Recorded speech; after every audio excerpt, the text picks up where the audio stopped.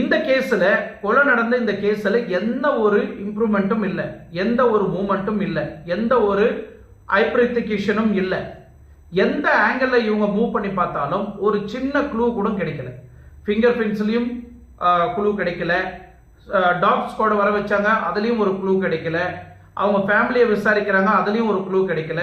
ஒரு வேலைக்காரனை அவங்க வீட்டில் இந்த மாதிரி சண்டை நடந்து இவன் வெளியே நாங்கள் தூக்கி போட்டுட்டோம், அவன் மூலியமா இந்த கொலை நடந்திருக்கலாம்னு அவங்க குடும்பத்தில் சொன்னோடனே அவனை கரெக்டாக போய் பிடிச்சிட்டு வந்து இன்வெஸ்டிகேஷன் பண்ணாங்க, அதுலேயும் ஒரு இம்ப்ரூவ்மெண்ட் இல்லை.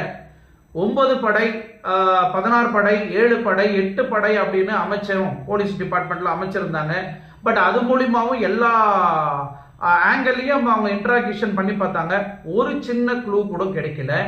இந்த க்ளூ இந்த ஒரு 3 கொலை நடந்து ஒரு வாரத்திலேயே அவினாசி மெயின் ரோட்ல ஒரு ஃபைனான்சரை வந்து